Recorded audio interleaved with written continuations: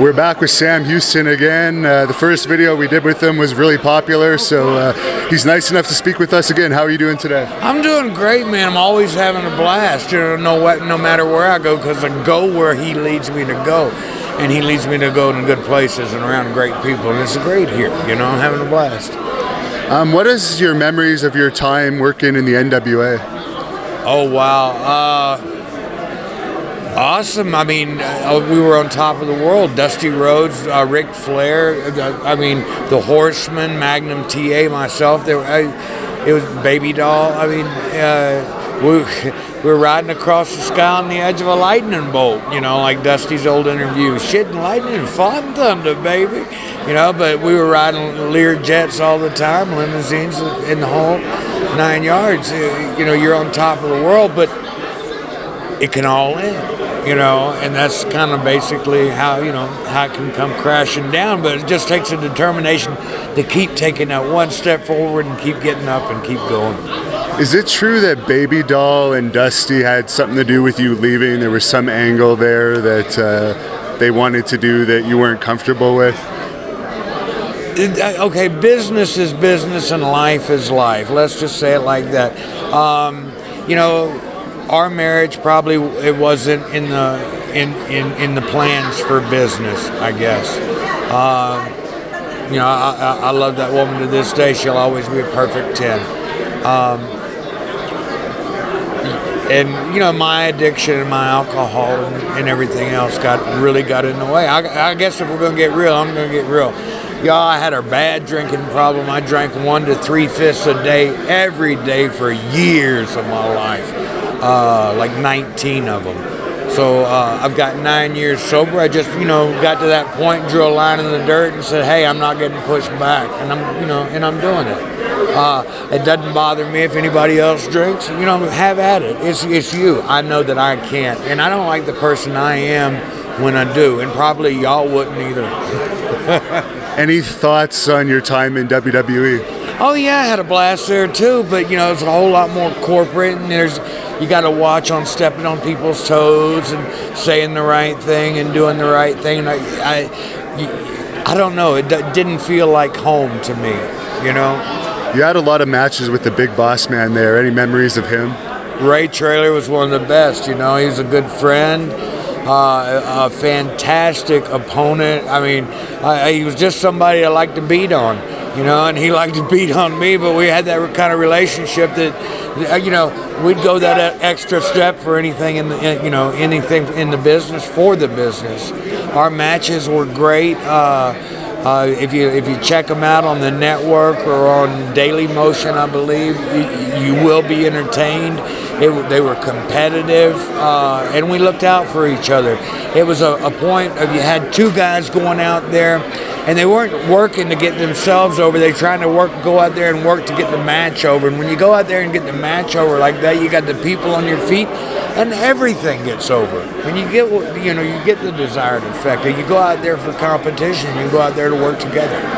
And you were in the first Royal Rumble. Any thoughts on that? And are you surprised how big it's become now? I think it's great, and what's really great, I think, is that I'm still doing it. I'd like to maybe get back and be one of those,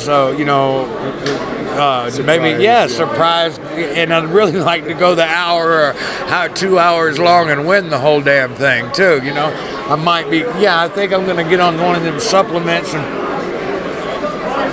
puff myself up and get on in there and show them how it's done. And you were in the Survivor Series on the Ultimate Warriors team. He's been pretty controversial over the years. What was your dealings with him like?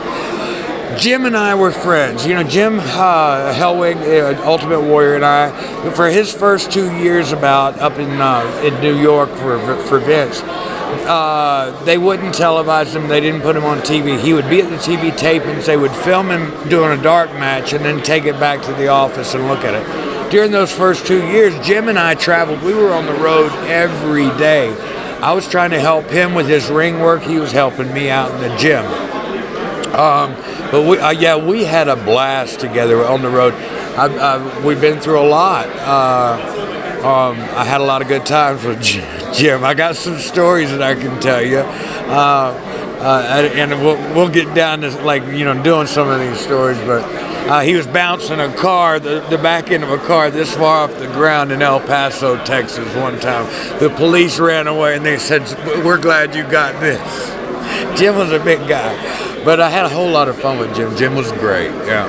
I have heard also from Billy Graham that he was a bit of a crazy driver because he would be on all... He was, okay, you know how they teach you to be a defensive driver? He was an offensive driver. You get out of his way, It was kind of like to the point of dangerous, You wanted to hold on. I guess that's why people took drugs, And you had a couple of good runs in WCW. Any thoughts on those? Yeah, I had a blast in WCW. The wrestling business, instead of like just different organizations, the wrestling business has been my family for all my life, and it's just different family members. Like WWE is one type of family member, then you got WCW over here is another. Bill Watts, Mid-South would always be, home. Because that's what I was brought up. I was spoon-fed on world class. Yeah, well, we were in the next territory over, and we grew up together. I grew up, and then we all knew each other. So it's kind of like part of the same. You just kind of gel together, But WCW, I loved it there. I liked it a whole lot. Well, gosh, I can't say that. Because the animosity the Crockett's had towards me, towards the end when Nicola and I had gotten together, Jimmy Crockett didn't particularly care for me because I wasn't, I guess, business. And then when he brought the NWA into the Sportatorium there down in Dallas, and Kevin Von Erich and I were partners. When he came down there, it was kind of like, oh well, I guess they'll let anybody in here. And I looked at him and I was like, yeah, I guess they will. But you went back again later to WCW, right? After Turner bought it out, I was there for a while, and I got the opportunity to work with Steve Austin and those guys, and I've said this a couple of times on a couple of interviews. I've gone to Japan 5 times, and I want to give Steve Austin the credit for that happening. I was able to go out there. I tore my thigh out one night in St. Louis. The next day I had to do a double show. I worked with Steve Austin. I couldn't walk. I'd had my thigh taped all up. I hopped to the ring on one foot. I worked my match with Steve Austin. I always made sure I landed close to the ropes so I could, pull myself back up. That night I did the same thing. Hopped to the ring on one foot, worked my match with Austin, come back. When I get back in the dressing room, Hiro Matsuda come up to me and he said, "We want you, Japan." I was like, "Why?" I'm, hurt. He said, and I can't say what he said, but he said, "You're not a, meaning girly man or whatever. You're not a, because guys would fly over there and something would happen and they'd want to come back. In this business, what is really, to me, sets somebody up on this level, as far as levels of workers, or to emulate somebody, is Terry Funk. Man, Terry Funk taught me a long time ago about being one of those tape up and go kind of guys. And I'm gonna get the job done no matter where I'm at. And but I would go if I wrestled with torn out knees. I've wrestled with broken bones. I've done it all, and that's what I want to do. And I like to entertain. I like to have fun. And you mentioned Mid-South. A lot of wrestlers didn't like wrestling there because I guess Bill could be a hard boss, but I hear it was fair. Yeah, Bill was fair. Yeah, he was a hard boss, and yeah, he did have some rules. But you got to figure, look at who he was dealing with. Dr. Death, Junkyard, Dog, the Rock and Roll Express, Jerry Taylor, Magnum T. I mean, he had a crew. And you got to be tough on the guys. If they're all you don't want the inmates running the asylum, and that's what it was. I mean, I can't tell you how many times the wrestlers cleaned out cowboys, in Shreveport. Be dancing on the tables, everybody in there thrown out, the bouncers, everybody, The wrestlers go, this happened quite a lot back then. It was a rough territory, and everybody there was a hoss. Every one of those guys could handle themselves and take care of themselves. So when you got when you got that much adrenaline and that much testosterone and everything else running around, you got to keep a pretty tight rein on it. But he was fair. He was fair, and he offered a damn good product to the wrestling world. And that territory was known for also having backstage fights now and then. Did you witness any of those? Yeah, a couple, but it happens. It happens everywhere. I'm not here to emulate the personal issues, because usually it's something stupid. Ooh, I've seen stuff happen in prison that fights get started over somebody kicked somebody's shower shoe walking through walking along. Hey man, you disrespected me. Don't run down that ass whipping, I'm telling you. Hey man, he disrespected me. Don't run down that ass whipping, I'm telling you. He disrespected me. Okay, go for it. Boom, boom, boom. I told you not to run that ass whipping down. What happens in the dressing room happens in the dressing room. If there's things that happen, if there's disagreements, it's unfortunate, but hey, it happens. It's part of life. It's been going on for thousands of years, I guess. We're not going to fix it with a magic on okay, you got to sign this. And you mentioned you work for World Class. Any memories of the Von Erichs? Yeah, Kerry and I were friends before I started wrestling, and then after I started wrestling, when Kerry after Kerry left us, I was Kevin's tag team partner. Came into Texas and took all of Kevin's bookings for a while. So there was about a year there I was Kevin's partner. But yeah, I knew David growing up. I knew Kevin and Kerry both growing up. I never met Mike or Chris, but I did know the others. Were there demons apparent at the time that you knew him? I guess you had your own at that time too. I had my own at that time, and you don't recognize it because you figure, hey man, it's all one big party. I'm just going to be real and honest with you. It's one big party. That's what it was like for us. We're living a rock and roll lifestyle. You do everything, and the one thing is, you're supposed to be stronger than Superman. So no matter whatever somebody else is doing, you've got to go one step further. This is the nastiest thing in the world, but why I would even put myself through this? You just throw a double shot of Jack Daniels back, gargle it, for like 5 seconds, and then swallow it. Try not, I got good enough to where I didn't have a problem with it. People are over here gagging and throwing up and everything else. But you push yourself to incredible limits. And this business kind of teaches you that too, because you believe in all the publicity.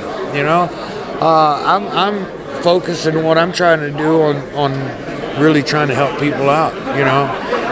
I love the things I do for the fans, and I just found out that this fella in a wheelchair that I was talking to a while ago, he was telling me that one of his things is where he gets off in his mind and he pretends he's me, and wow, when you really think about it, it's like, man, where's the cape, I'm glad I can bring happiness and that kind of joy to folks. And a fan had a question that saw our last video with you about Grizzly Smith, because Jake has said so much about him, and they were wondering if you had a better relationship than Jake did with him. Well, yeah, I did. Me and my dad were best friends. Like I said, when my mom and dad split up when I was 12 years old, I lived with my dad, so I basically grew up with no parental guidance, in this business.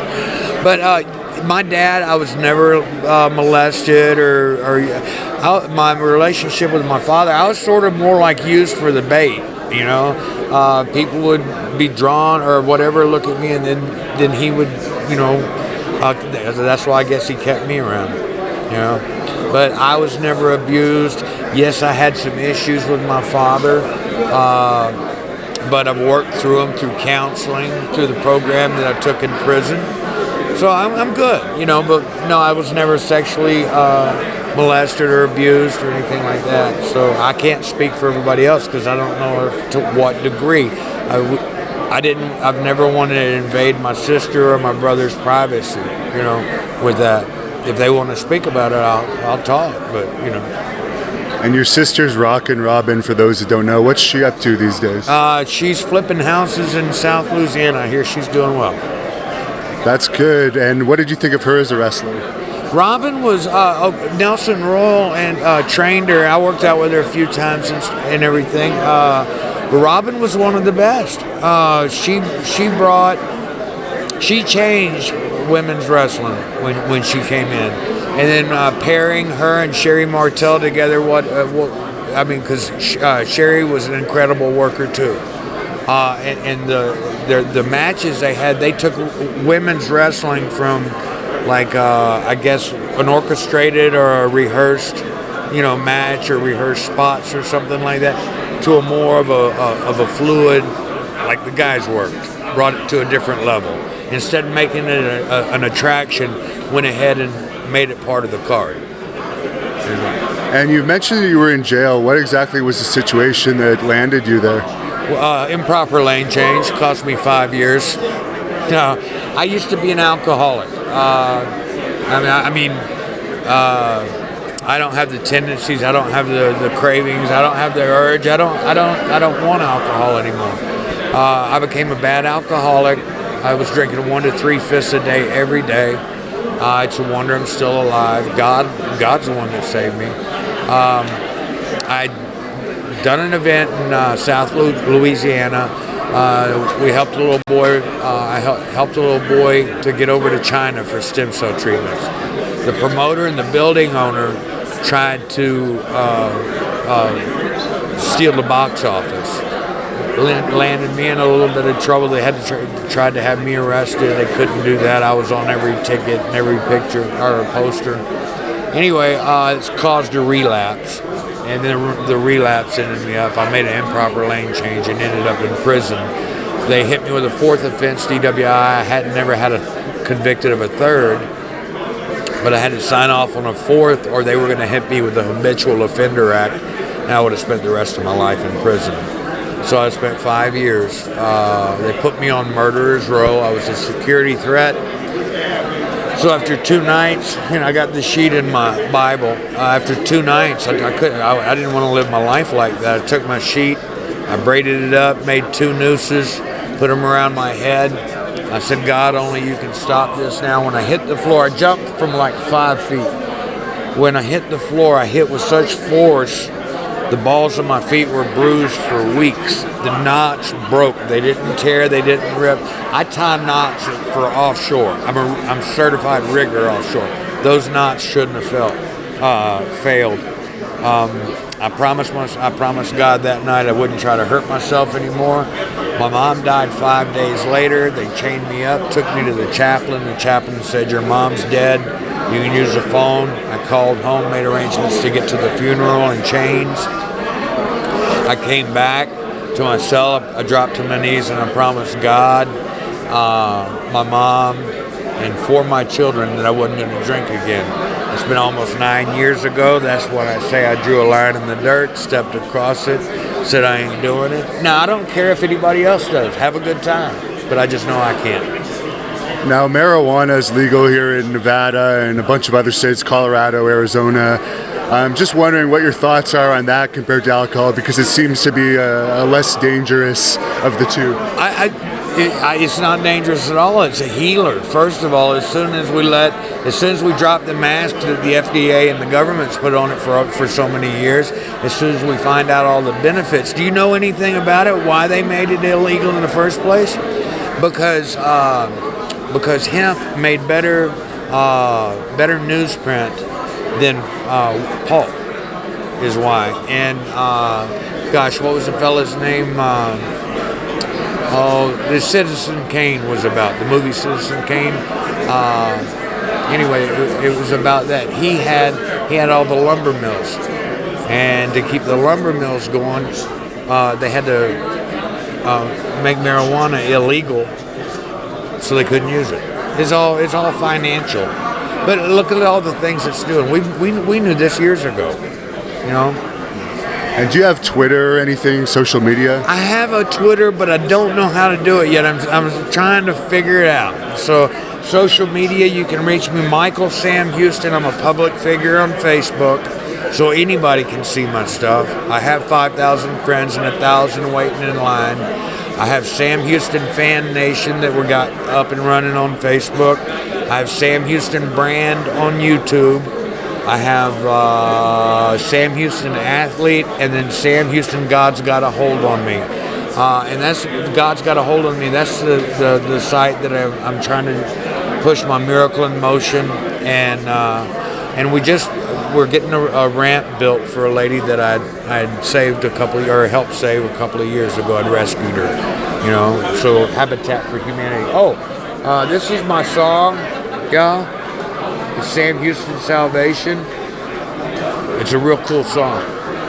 And we're going to play that song at the end of this clip for anyone that wants to hear it. All right, thank you, man. Hey, I've enjoyed this. And y'all can holler at me anytime. All right, have a good rest of your time, man. All right, you too.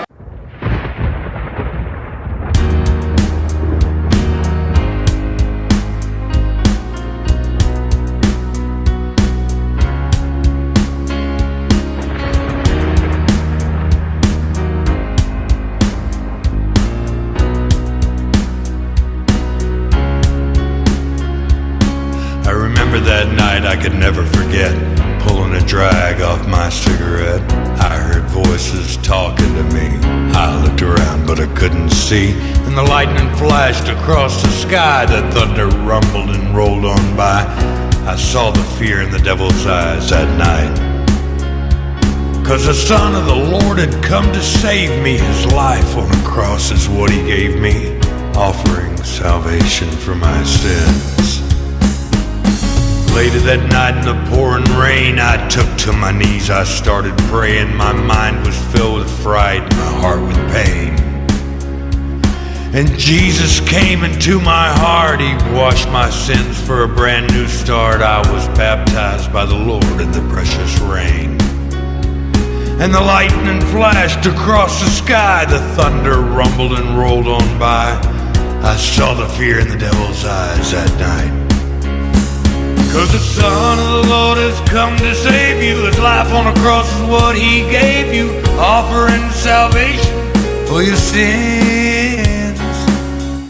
Temptation can be an evil thing. It pulls your mind into its ring. It'll make a big strong man fall to his knees. But the Son of the Lord is stronger. I'll boast and I'll put my faith in the Holy Ghost.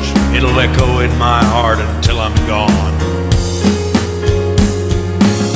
The lightning flash across the sky, the thunder rumble and roll on by. You'll see the fear in the devil's eyes that night, 'cause the Son of the Lord has come to save you. His life on the cross is what he gave you, offering salvation for your sins. Listen to me close, my friend. Time is drawing near the end, and Jesus paid a price we could not afford. So I'll saddle up on a lightning bolt, ride shoulder to shoulder with the Holy Ghost, and I shall be a warrior for the Lord. And the lightning will flash across the sky, the thunder rumble and roll on by. You'll see the fear in the devil's eyes that night, 'cause the Son of the Lord has come to save us. His life on the cross is what he gave us, offering salvation